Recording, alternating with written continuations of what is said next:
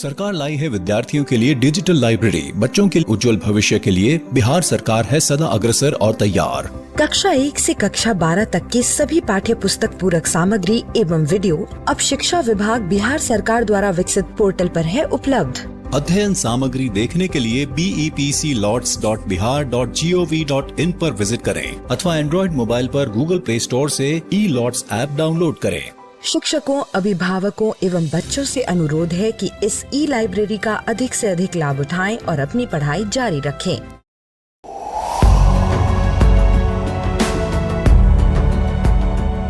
छठी से 10वीं कक्षा के विद्यार्थी ध्यान से सुने। खास आपके लिए हैं इंस्पायर अवार्ड्स मानक।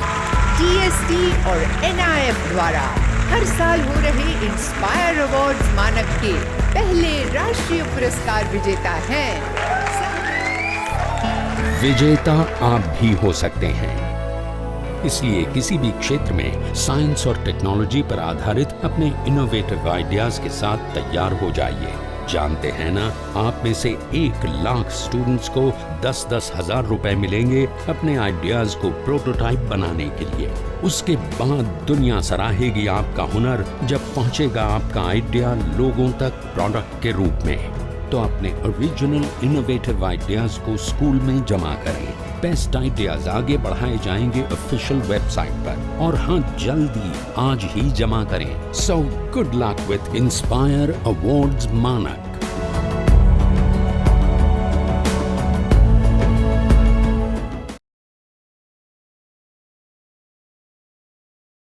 गुणनफल ज्ञात करें। 2x धन 8 गुणा 2x ऋण 8। ये गुणनफल तो मुझे a धन b गुणा a ऋण b की तरह दिख रहा है। तो अगर तुम्हें a धन b गुणा a ऋण b का सूत्र याद है तो तुम उससे इसे हल कर सकते हो, या फिर तुम इसे बंटन धर्म के जरिए हल कर सकते हो। और a धन b गुणा a ऋण b का जो सूत्र है वो दरअसल बंटन धर्म के जरिए ही आता है। तो मैं एक काम करता हूं, मैं बंटन धर्म के जरिए a धन b गुणा a ऋण b का सूत्र निकाल ही लेता हूं। तो यहां पर हमें दिया गया है, समझो कि हमें दिया गया है a धन b गुणा हमें दिया गया है a ऋण b। तो हम यहां पे बंटन धर्म के जरिए पहले इस a को इस पूरे कोष्ठक a ऋण b से गुणा करेंगे, फिर हम इस धन b को इस पूरे कोष्ठक a ऋण b से गुणा करेंगे। तो चलो देखते हैं। तो हमें यहां पर मिलेगा a गुणा ये कोष्ठक जो है a ऋण b, फिर धन b, तो यहां आएगा धन b गुणा ये कोष्ठक, तो यहां आ जाएगा गुणा ये कोष्ठक जो है a ऋण b। अब चलो आगे बढ़ते हैं और इन्हें हल करते हैं। तो यहां पर पहले हम इसे हल करते हैं। तो यह है a गुणा a ऋण b। यहां पर भी हम दोबारा बंटन धर का उपयोग करेंगे। तो a गुणा होगा a से, फिर a गुणा होगा ऋण b से। तो यहां पर हमें मिलेगा a गुणा a, यानी ये हो जाएगा a का वर्ग, और आगे है a गुणा ऋण b, यानी ये होगा ऋण ab। तो मैं यहां लिखता हूं ये होगा ऋण a b। और फिर आगे है हमारे पास धन b गुणा ये कोष्ठक a ऋण b। तो यहां पर भी हम बंटन धर्म का उपयोग कर सकते हैं। तो पहले इस धन b को हम गुणा करेंगे a से, फिर इस धन b को हम गुणा करेंगे ऋण b से। तो चलो इसे हम हल करते हैं। तो यहां पर धन b को गुणा करेंगे धन a से, तो ये होगा धन ba, या इसे मैं लिख सकता हूं ये होगा धन ab। और आगे हमारे पास धन b को हमें गुणा करना है ऋण b से, तो ये होगा ऋण b का वर्ग। अब अगर तुम यहां पे देखो तो यहां पे ये ऋण ab धन ab आपस में कट जाएंगे, और हमारे पास जो उत्तर है वो बच जाएगा। यहां पर है हमारे पास a का वर्ग, और यहां पर है हमारे पास ऋण b का वर्ग। तो a धन b गुणा a ऋण b होता है a का वर्ग ऋण b का वर्ग।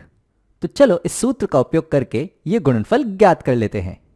अब यहां पर जो a है वो है 2x और जो b है वो है 8। तो ये हो गया a धन b, और यहां पर भी a है 2x, तो ये हो गया a, b है 8, तो ये हो गया a ऋण b।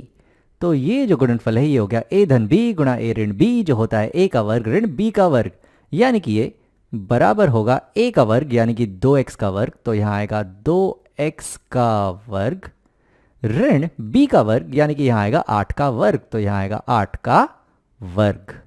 और इसे हम हल करेंगे तो हमें मिलेगा 2x का वर्ग होगा 2 का वर्ग गुणा x का वर्ग यानी ये होगा 4x का वर्ग, ऋण 8 का वर्ग होता है 64, तो यहाँ आ जाएगा 64। तो 2x धन 8 गुणा 2x ऋण 8 होता है 4 गुणा x का वर्ग ऋण 64। सरल करें 7x धन 10 का पूर्ण वर्ग। ध्यान दें कि यह है 7x धन 10 का पूर्ण वर्ग। इसे हम 7x का वर्ग धन 10 का वर्ग नहीं लिख सकते, ये गलत है। हाँ, लेकिन अगर ये होता 7x गुणा 10 का पूर्ण वर्ग तो हम इसे ऐसे लिख सकते थे कि यह है 7x का वर्ग गुणा 10 का वर्ग। लेकिन यहां पर यह है 7x धन 10 का पूर्ण वर्ग, यानी कि हमें 7x धन 10 को 2 बार आपस में गुणा करना है। तो मैं ऐसे दोबारा लिखता हूं, यह है 7x धन 10 का पूर्ण वर्ग, जो दरअसल बराबर होता है 7x धन 10 गुणा 7x धन 10। इसे हमें 2 बार गुणा करना है, ना कि इस तरीके से। चलो देखते हैं कि ये किस प्रकार से होगा। तो यहां पर हम इन दोनों कोष्ठकों को गुणा करने के लिए बंटन धर्म का उपयोग कर सकते हैं और इसे सरल कर सकते हैं, लेकिन इसका अगर हम व्यापक रूप निकाल लें तो वो भी अच्छी बात होगी। तो यह है दरअसल 2 पदों के योगफल का वर्ग। तो इसे मैं ऐसे समझ सकता हूं, अगर मैं 7x को समझो कि a ले लूं और 10 को समझो कि मैं b ले लूं, तो ये दरअसल है a धन b का पूर्ण वर्ग। तो इसे मैं जरा यहां लिखता हूं कि हमें चाहिए दरअसल a धन b का पूर्ण वर्ग, जो दरअसल होगा a धन b को आपस में 2 बार गुणा करने के। तो ये यहां बराबर होगा a धन b और ये गुणा होगा a धन b से। तो ये हो गया a धन b का पूर्ण वर्ग। अब यहां पर मैं बंटन धर्म का उपयोग कर सकता हूं, जहां पर मैं इस पहले पद a को गुणा कर लूंगा इस पूरे कोष्ठक से, यानी कि a धन b से, और फिर मैं इस दूसरे पद b को गुणा कर लूंगा इस पूरे कोष्ठक से, यानी कि a धन b से। तो चलो सबसे पहले इस a को गुणा करते हैं a धन b से।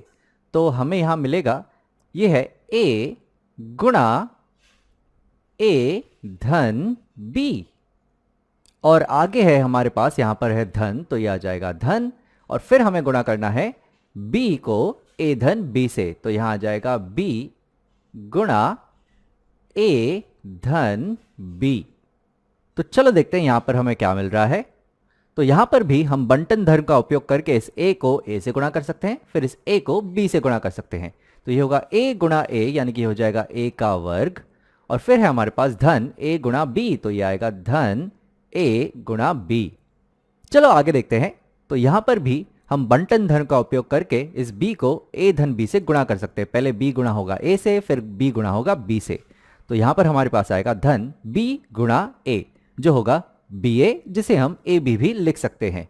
तो यहां पर है हमारे पास धन ab, और आगे हमारे पास धन b गुणा धन b, जो होगा धन b का वर्ग। तो यहां आएगा धन b का वर्ग। अब यहां पर तुम देखो तो a गुणा b धन a गुणा b हो जाएगा 2a गुणा b। तो यहां पर हमें कुल उत्तर मिल रहा है जो है a का वर्ग धन 2 गुणा ab धन b का वर्ग। तो यानी कि a धन b का पूर्ण वर्ग जो होता है a धन b गुणा a धन b, वो दरअसल होता है a का वर्ग धन 2ab धन b का वर्ग। तो यहां पर ये जो 7x है ये है हमारा a, और जो 10 है वो है हमारा b, तो ये है a धन b, और यहां पर भी जो 7x है वो है हमारा a, और जो 10 है वो है हमारा b, तो ये है a धन b, और इसे हमें आपस में गुणा करना है। तो ये बराबर होगा, यहां पर आएगा a का वर्ग, यानी कि यहां पर आएगा 7x का वर्ग धन 2 गुणा a गुणा b। तो यहां आएगा धन 2 गुणा a जो है 7x गुणा b जो है 10, और आगे आएगा हमारे पास धन b का वर्ग, यानी यहां आएगा धन 10 का वर्ग। तो यहां आ गया धन 10 का वर्ग। तो चलो इसे हम सरल कर लेते हैं। तो यहां पर आएगा 7x का वर्ग जो होगा 49x का वर्ग धन 2 गुणा 7 होते हैं 14, 14 गुणा 10 होंगे 140, तो यहाँ आएगा धन 140x और यहाँ पर है धन 10 का वर्ग जो होगा 100। एक वर्ग का क्षेत्रफल ज्ञात करें जिसकी भुजा है 6x ऋण 5y। तो यहां पर मैं एक वर्ग बना लेता हूं। तो ये आ गया हमारा वर्ग और हमें दिया गया है कि इसकी जो भुजा है वो है 6x ऋण 5। अब क्योंकि ये वर्ग है तो इसकी सभी भुजाओं की जो लंबाई है वो 6x ऋण 5 होगी। तो यहां मैं दर्शा सकता हूं कि इसकी जो चौड़ाई है वो है 6x ऋण 5 और साथ ही साथ इसकी जो ऊंचाई है वो भी है 6x ऋण 5 और हमें ज्ञात करना है इसका क्षेत्रफल। तो वर्ग का जो क्षेत्रफल होता है उसे अगर मैं यहां a से दर्शाऊं तो वर्ग का जो क्षेत्रफल होता है वो बराबर होता है उसकी भुजा के वर्ग के, या इसे हम ऐसे भी देख सकते हैं कि वर्ग का क्षेत्रफल होता है उसकी लंबाई गुणा चौड़ाई। तो वो होगा उसका क्षेत्रफल जो बराबर होगा, अब हम लंबाई गुणा चौड़ाई करें या फिर हम 6x ऋण 5y का वर्ग ले लें, यानी कि 6x ऋण 5y को 2 बार खुद से ही गुणा कर दें, एक ही बात होगी। तो यहां पर मैं लिखता हूं कि वर्ग का क्षेत्रफल हमें मिल रहा है 6x ऋण 5y गुणा 6x ऋण 5y। अब यहां पर हम बंटन धर्म का उपयोग करके इस 6x को इस कोष्ठक से गुणा कर लेंगे और फिर इस ऋण 5y को इस कोष्ठक से गुणा कर लेंगे। तो चलो देखते हैं हमें क्या मिलता है। तो यहां पर हमें जो क्षेत्रफल है वो बराबर मिलेगा। पहले हम ले रहे हैं ये 6x, तो यहां आ जाएगा 6x और उसे हम गुणा कर रहे हैं इस कोष्ठक से जो है 6x ऋण 5y। तो ये गुणा हो जाएगा 6x ऋण 5y से और फिर हम लेंगे ये ऋण 5y, तो यहां आ जाएगा ऋण 5y और इसे हम गुणा कर रहे हैं इस कोष्ठक से जो है 6x ऋण 5y। तो ये गुणा हो जाएगा 6x ऋण 5y से। अब यहां पर दोबारा हम बंटन धर का उपयोग करके इस 6x को 6x से गुणा कर लेते हैं और इस 6x को ऋण 5y से गुणा कर लेते हैं। तो यहां पर भी हम बंटन धर्म का उपयोग कर रहे हैं और देखते हैं हमें क्या मिलता है। तो यहां पर हमें मिलेगा कि ये बराबर होगा 6x गुणा 6x, ये हो जाएंगे 36x का वर्ग, 6x गुणा ऋण 5y, ये हो जाएंगे ऋण 30xy। अब दोबारा हम बंटन धर्म का उपयोग करके इस ऋण 5y को इस कोष्ठक से गुणा कर लेंगे, यानी कि यहां पर जो ऋण 5y है वो पहले गुणा होगा 6x से, फिर ऋण 5y गुणा होगा ऋण 5y से। तो ऋण 5y गुणा 6x ये आएंगे ऋण 30xy और ऋण 5y गुणा ऋण 5y हो जाएंगे धन 25y का वर्ग। तो यहां पर हमें जो कुल उत्तर है हमारे वर्ग के क्षेत्रफल का वो मिल रहा है। ये है हमारे पास 36x का वर्ग और यहां पर हमारे पास दो समान पद हैं ऋण 30xy, तो ये हो जाएंगे कुल ऋण 60xy और यहां पर हमारे पास धन 25y का वर्ग। तो ये उत्तर तो हमें मिल गया, लेकिन अगर हम इस पे ध्यान दें और इसका व्यापक रूप सोचें तो ये है 6x ऋण 5y का पूर्ण वर्ग, यानी कि मैं कह सकता हूं यह है a ऋण b का पूर्ण वर्ग। और हम जानते हैं कि जो a धन b होता है उसका जो पूर्ण वर्ग होता है वो बराबर होता है a धन b गुणा a धन b के, और इसे भी हम बंटन धर्म के जरिए हल करते हैं। तो यहां पर पहले ये a गुणा हो जाता है a धन b से, फिर b गुणा हो जाता है a धन b से। तो यहां पर जो है हमें मिलता है a गुणा a धन b और आगे हमें मिलता है धन b गुणा a धन b। तो ये हमें यहां बराबर मिलता है। दोबारा बंटन धर का उपयोग करके हम इस a को a से गुणा करते हैं, फिर इस a को b से गुणा करते हैं। तो यहां पर हमें मिलता है a गुणा a, यानी कि हो जाता है a का वर्ग और फिर है a गुणा धन b, तो ये आ जाता है धन a b और फिर हम इस धन b को गुणा करते हैं इस कोष्ठक से a धन b से, तो हमें मिलता है धन b गुणा a, जिसे हम धन a b भी लिख सकते हैं। तो ये होगा धन a b और आगे है धन b गुणा धन b, तो ये है धन b का वर्ग। अब यहां पर अगर तुम देखो तो ये हमें बराबर मिल रहा है a का वर्ग धन धन ab, यानी ये होंगे धन 2ab धन b का वर्ग। तो यानी कि a धन b का पूर्ण वर्ग होता है a का वर्ग धन 2ab धन b का वर्ग। अब अगर हम यही सूत्र ये 6x ऋण 5y के पूर्ण वर्ग को हल करने के लिए लगाएं तो देखते हैं हमें क्या मिलेगा। तो हमारे पास है 6x ऋण 5y का पूर्ण वर्ग। तो यहां पर जो पहला पद है a वो है 6x और जो दूसरा पद है b वो है ऋण 5y। अब यहां पर अगर इसकी तुलना हम a धन b के पूर्ण वर्ग से करें तो जो a है वो है 6x और जो b है वो है ऋण 5y। तो हमें यहां मिलेगा a का वर्ग धन 2ab धन b का वर्ग। तो चलो देखते हैं ये क्या होगा। तो यहां पर है a का वर्ग यानी कि 6x का वर्ग, तो यहां आएगा 6x का वर्ग धन 2ab, 2a जो है 6x तो यहां आ जाएगा 6x गुणा b जो है ऋण 5y तो यहां आएगा ऋण 5y धन b का वर्ग यानी कि ऋण 5y का वर्ग तो यहां आएगा धन ऋण 5y का वर्ग। तो चलो देखते हैं इसे हल करने पर हमें क्या मिल रहा है। तो यहां पर हमें ये बराबर मिलेगा 6x का वर्ग होगा 6 का वर्ग गुणा x का वर्ग यानी कि ये होगा 36x का वर्ग।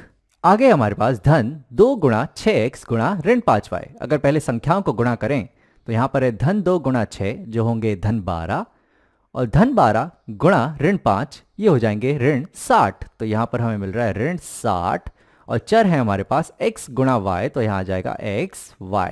और आगे है हमारे पास धन ऋण 5y का वर्ग यानी कि ऋण 5 का वर्ग गुणा y का वर्ग।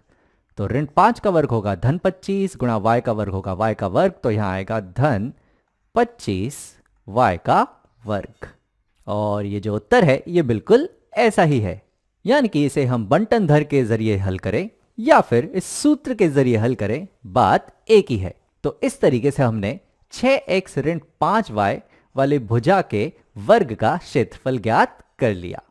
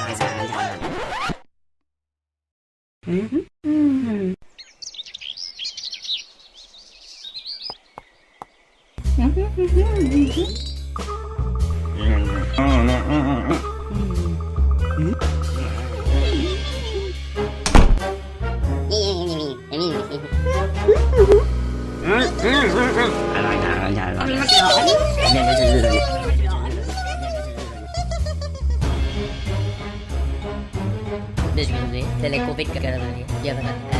Alam mo.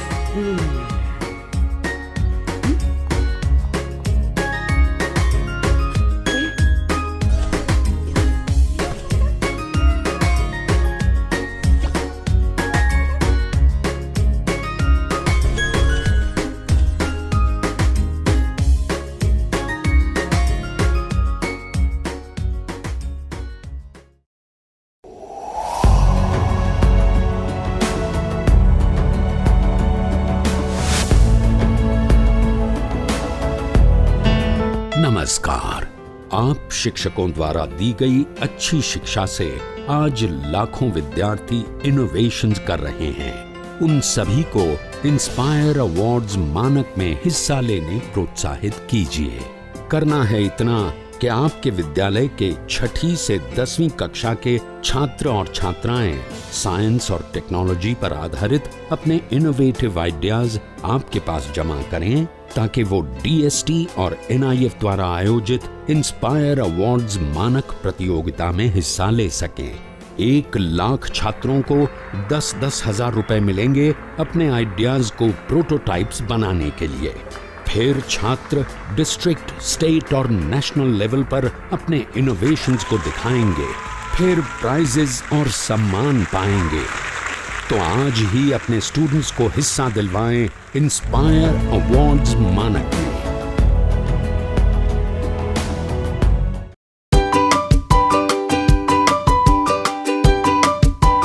खुशामदीद बच्चों, कैसे हैं आप लोग? उम्मीद करता हूं कि आप सब लोग अच्छे होंगे।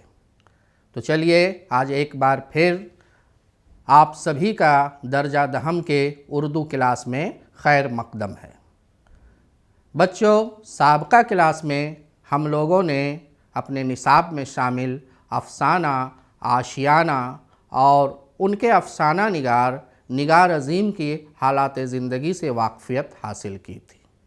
हम लोगों ने साबका क्लास में अफसाना आशियाना के अफसाना निगार अज़ीम की हालात ज़िंदगी पे रोशनी डाली थी और उनसे जुड़े हुए कई अहम मालूमात हासिल किए थे।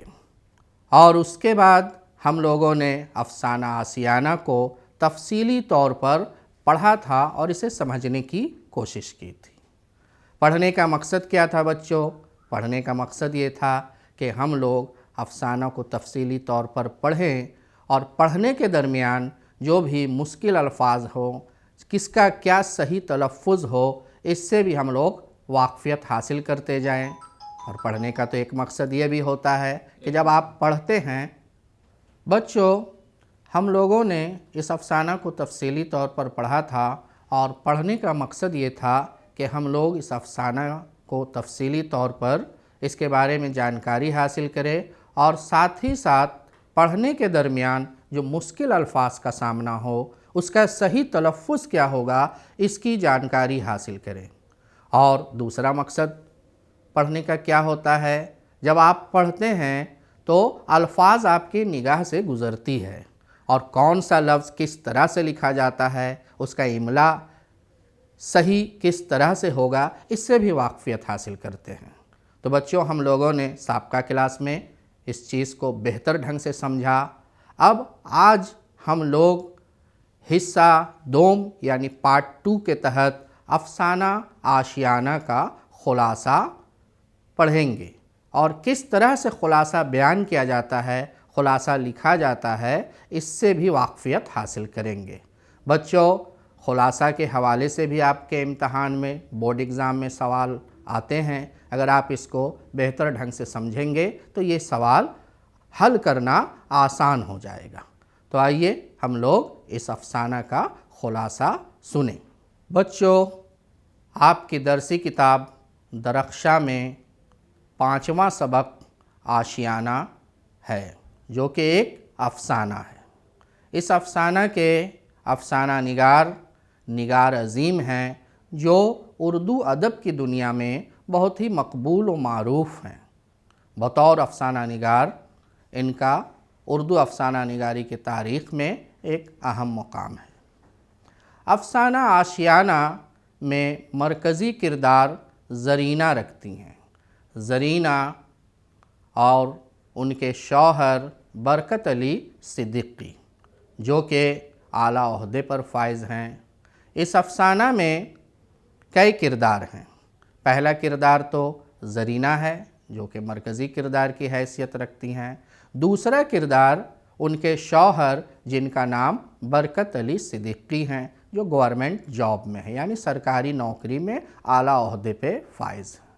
उसके अलावा उनका एक बड़ा बेटा है जिसका नाम सिराज है और सिराज की बीवी है जिसका नाम इरफाना है और ज़रीना की एक बेटी हैं जिनका नाम रुक़ैया है और इसके साथ साथ 2 किरदार और हैं, ज़रीना के 2 पोते।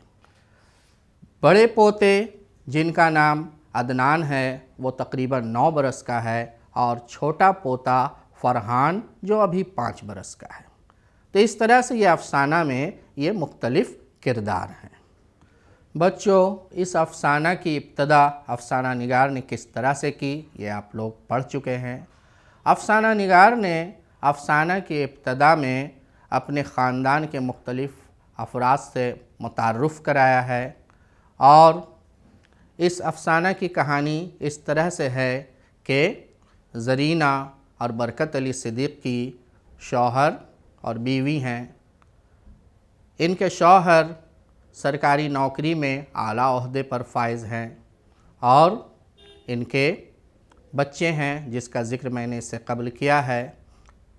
शौहर बरकत अली सिद्दीक़ी का अपना एक छोटा सा मकान है और उस मकान में ये लोग बहुत बेहतर ढंग से ज़िंदगी गुजार रहे हैं। ज़िंदगी यूं ही गुज़रती जाती है, वक्त गुज़रता जाता है। ये दोनों मियाँ बीवी अपने बच्चों को आला तालीम से आरास्ता करते हैं। बेटी रुकैया जब जवान हो जाती है तो जाहिर सी बात है कि फिर उसकी शादी हो जाती है। रुकैया की शादी हो जाती है और वो अपने ससुराल में बस जाती है।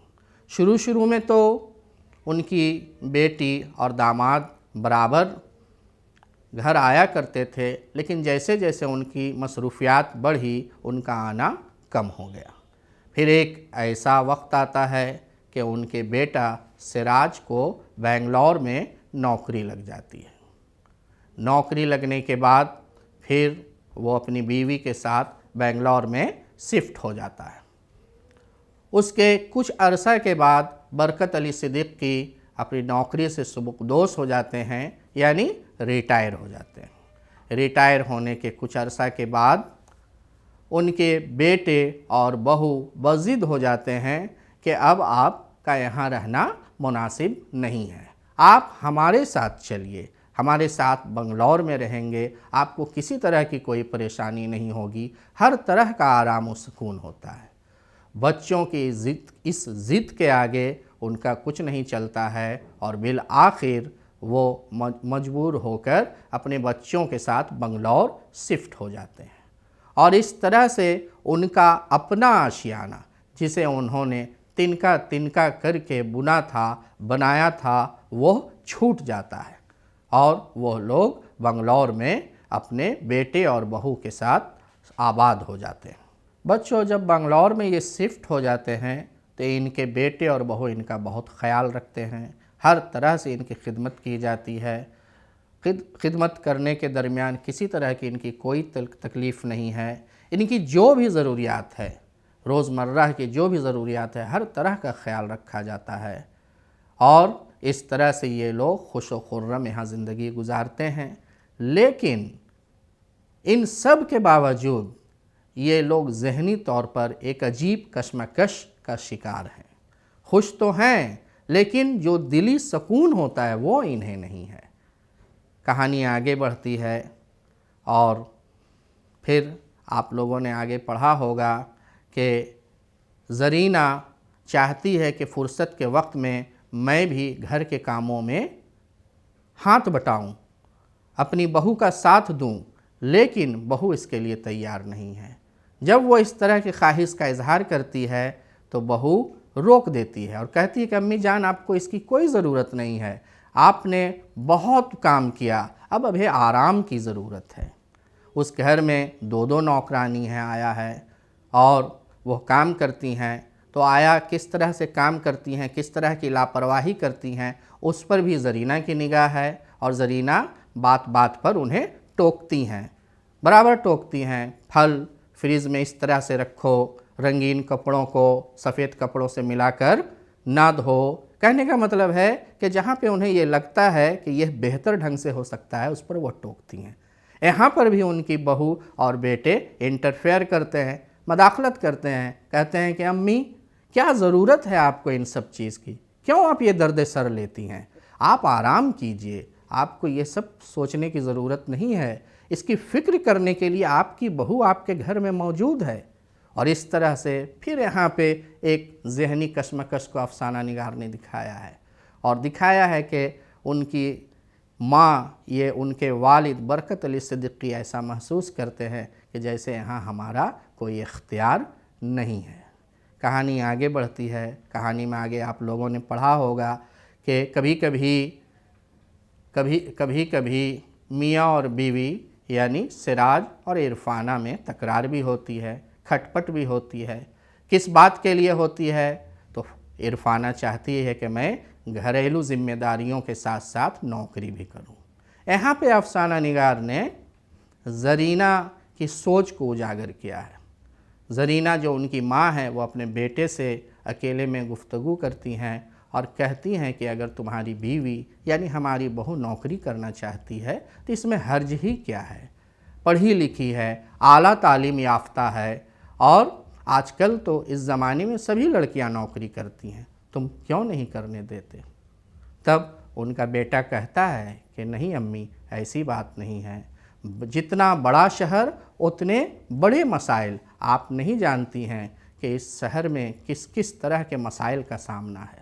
यानी कहने का मतलब है कि वो अपनी ख्वाहिश का इजहार करता है कि मैं ये पसंद नहीं करता हूँ, क्योंकि अल्लाह ने हमें हर तरह के चीज़ों से नवाजा है और फिर हमारा तनख्वाह भी बढ़ने वाला है और कोई हमारा कुंबा खासा बड़ा तो नहीं है। इस तरह के दलाइल सुनकर उनकी माँ खामोश हो जाती है। इस बातचीत को उनकी बहू सुन लेती है और बहू भी कहती है कि रहने दीजिए अम्मी, क्या ज़रूरत है, इनका सोच बदलने वाला नहीं है। और इस तरह से आगे कहानी बढ़ती है और इस में आपने एक पैराग्राफ में पढ़ा होगा कि अफसाना निगार ने अपार्टमेंट कॉलोनी की लाइफ कैसी होती है उस पे तंज़ किया है और वहाँ पे दोनों मियाँ बीवी यानी ज़रीना और बरकत अली सिद्दीकी के दिल में क्या हलचल मच रही है, किस तरह के कशमकश का शिकार हैं, किस तरह की नफ्सियाती कैफियत से वो गुज़र रहे हैं, उसे उजागर किया है। और साथ साथ कॉलोनी लाइफ, अपार्टमेंट के लाइफ को उन्होंने बताया है कि भाई यहाँ ना कोई पास पड़ोस है, ना कोई अपना हम उम्र है, कौन क्या करता है, क्या नहीं करता है, कौन अपने फ्लैट में ज़िंदा है या मुर्दा है, किसी को इसकी कोई ख़बर नहीं। इस तरह से इस सच्चाई को अफसाना निगार ने उजागर किया है और उसके बाद कहानी अपने रफ्तार से बढ़ती चली जा रही है और फिर एक ऐसा वक्त आता है कि दोनों मियाँ बीवी को यह एहसास होता है कि आखिर हमारी हैसियत क्या है इस घर में, क्या हमारी हुकूमत है, क्या हमारा इख्तियार है, क्या हमें यहाँ हर तरह की आज़ादी है, क्या मैं अपनी मनचाहा कुछ कर सकती हूँ? ऐसा कुछ नहीं है। एक दिन ऐसा वक्त आता है कि दोनों मियाँ बीवी तन्हाई में एक दूसरे से महवे गुफ्तगू हैं। ज़रीना अपने शौहर को चेहरे पे गौर करती है और महसूस करती है कि जो ज़हनी हालत मेरी है वही ज़हनी हालत मेरे शौहर की है, क्योंकि एक शौहर के मिजाज को उसकी बीवी से भला बेहतर कौन जान सकता है।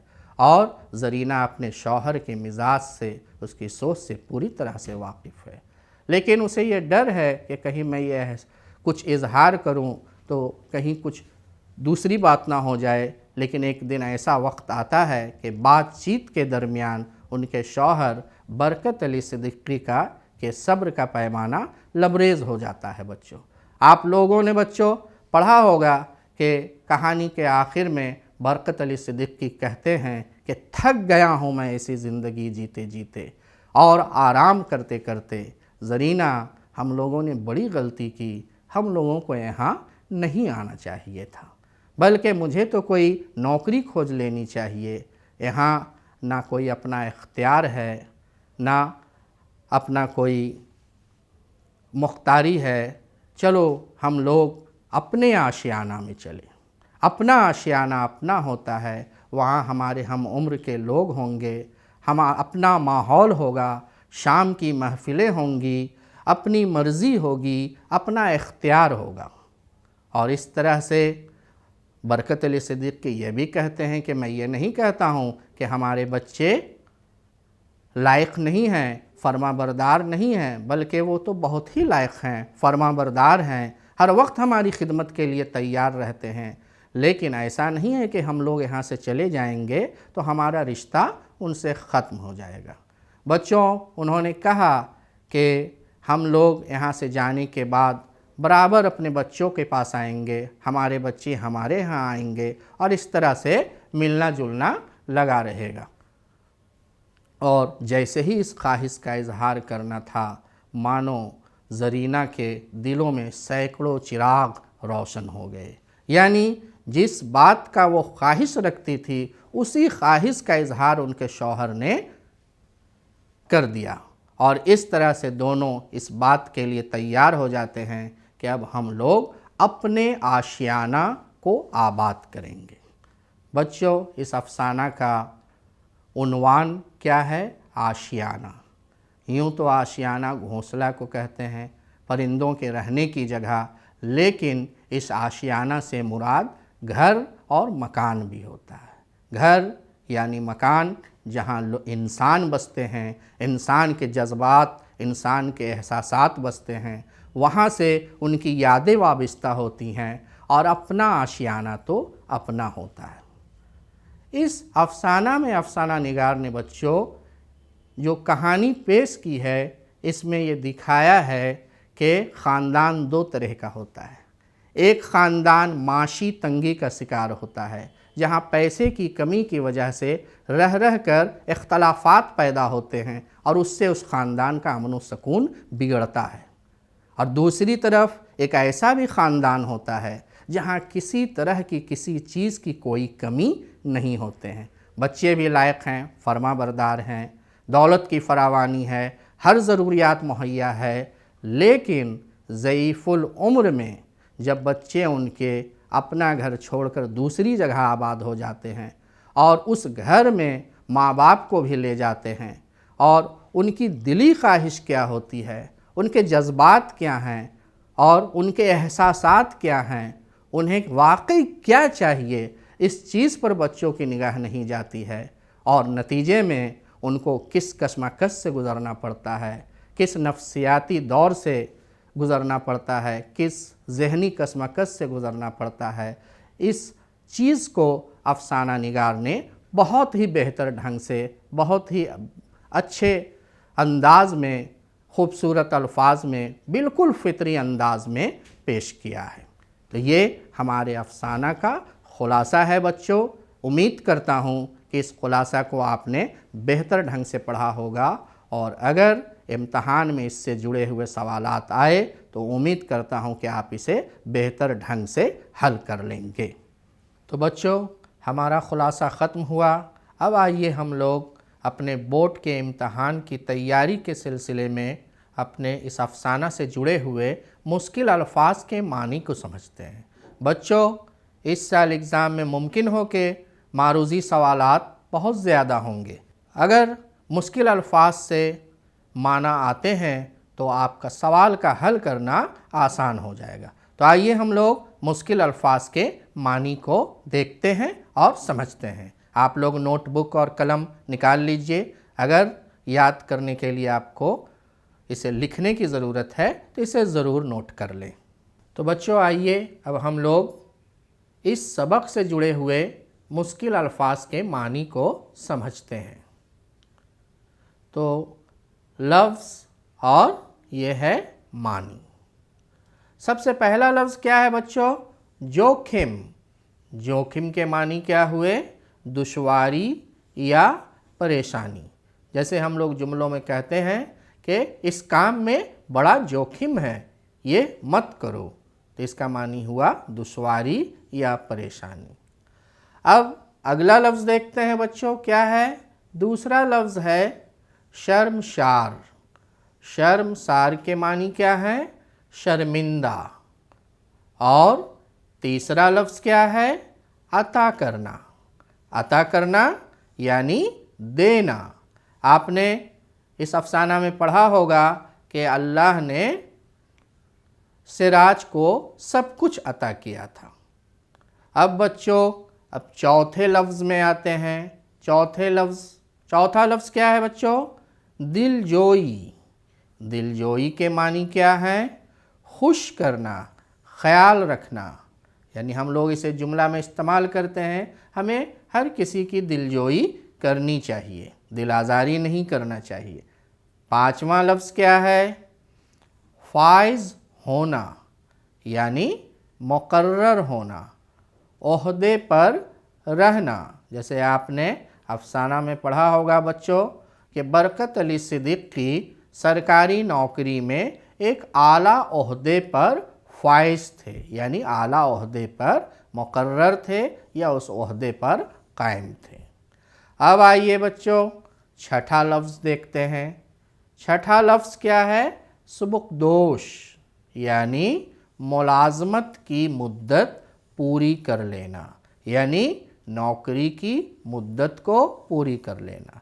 बच्चों आप सभी जानते हैं जब किसी को मुलाजमत लगती है तो फिर एक ऐसा वक्त आता है 60 साल, 65 साल, 62 साल, जिस उम्र में वो रिटायर हो जाते हैं। इसी रिटायर को हम लोग सुबुकदोशी कहते हैं। इसका एक मानी होता है फारिग हो जाना, यानी किसी काम से फुर्सत पा लेना। अब आइए बच्चों 7वां लफ्ज़ देखते हैं, नज़ाम।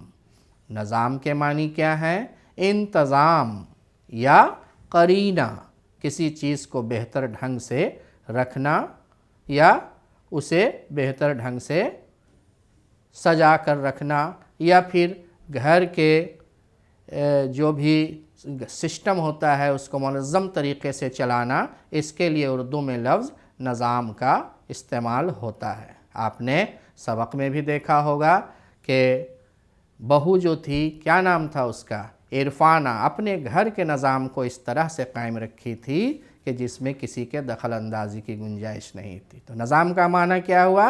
इंतज़ाम या करीना। अब आइए 7वां लफ्ज़ खुद एतमादी। खुद एतमादी, खुद माने अपना, एतमाद माने भरोसा, यानी अपने आप पर भरोसा। अब आइए बच्चों 9वां लफ्ज़ देखते हैं, हकूक़। ये मानी क्या है? हक़ की जमा। हक़ वाहिद है और हकूक़ जमा है। बोलचाल की ज़बान में आमतौर पर इन लफ्ज़ों का हम इस्तेमाल करते हैं। और अब बच्चों आखिरी लफ्ज़ यानी 10वां लफ्ज़ क्या है? आशियाना। आशियाना जो कि आपके अफसाना का उन्वान था। आशियाना के मानी क्या होते हैं? घर, जहाँ लोग रहते हैं। तो बच्चों हम लोगों ने आज मुश्किल अल्फाज के मानी को जाना और समझा। उम्मीद है कि जो ज़रूरी होगा उसे आपने नोट कर लिया होगा और आप इसे बेहतर ढंग से याद कर लें। ये आपके इम्तहान में अगर इससे जुड़े हुए सवाल आए तो इसे हल करने में बहुत आसानी होगा। ठीक है बच्चों?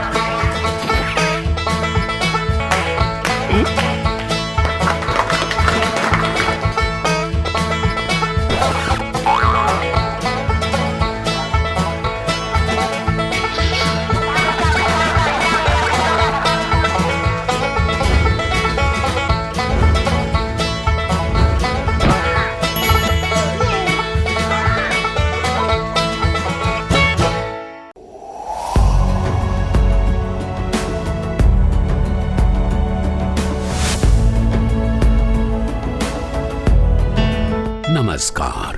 आप शिक्षकों द्वारा दी गई अच्छी शिक्षा से आज लाखों विद्यार्थी इनोवेशंस कर रहे हैं। उन सभी को इंस्पायर अवार्ड्स मानक में हिस्सा लेने प्रोत्साहित कीजिए।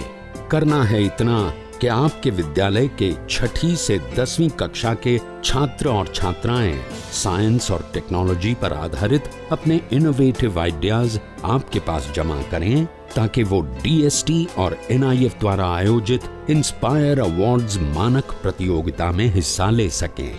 1 लाख छात्रों को 10-10 हजार रुपए मिलेंगे अपने आइडियाज को प्रोटोटाइप्स बनाने के लिए। फिर छात्र डिस्ट्रिक्ट, स्टेट और नेशनल लेवल पर अपने इनोवेशंस को दिखाएंगे, फिर प्राइजेस और सम्मान पाएंगे। तो आज ही अपने स्टूडेंट्स को हिस्सा दिलवाएं इंस्पायर अवार्ड्स मानक में।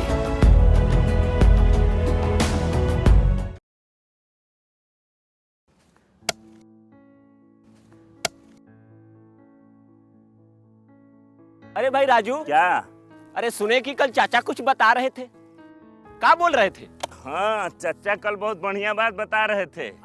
कह रहे थे कि हम लोगों को अपने बच्चा लोग के पढ़ाई लिखाई पे ध्यान देना चाहिए।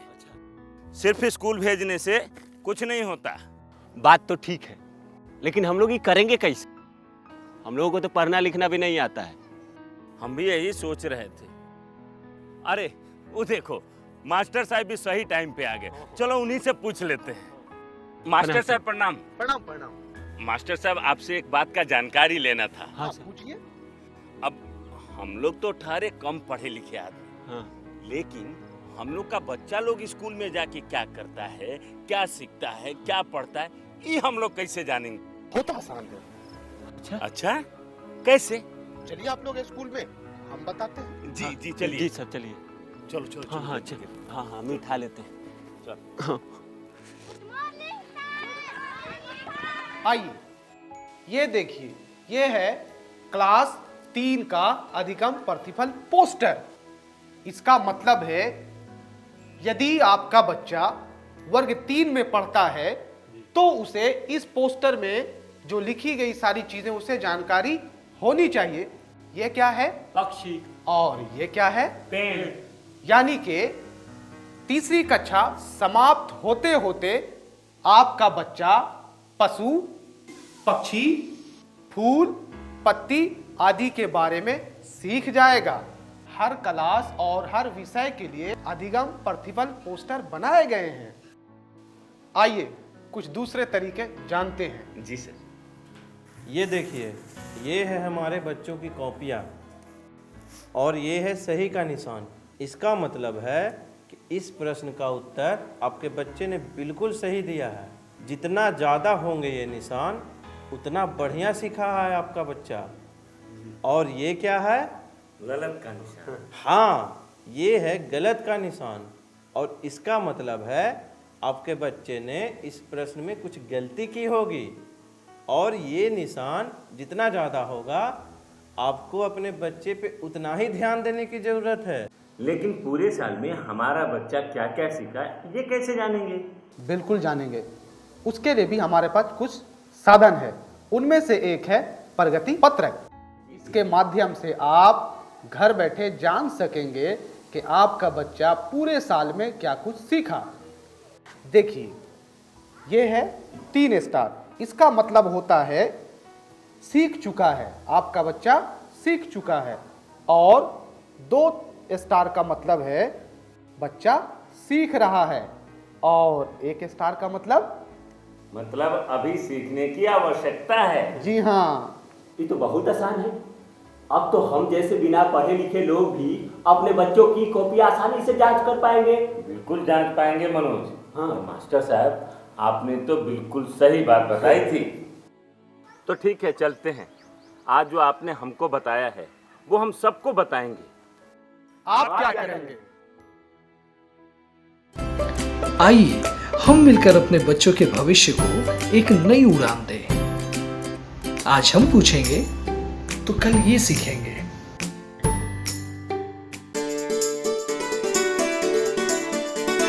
डर से नहीं, तैयारी से आगे कदम बढ़ाना है। रुकी जिंदगी में चहल पहल वापस फिर से लाना है, धोकर हाथ पहन कर मास्क सुरक्षित जीवन चलाना है, सुरक्षित जीवन चलाना है।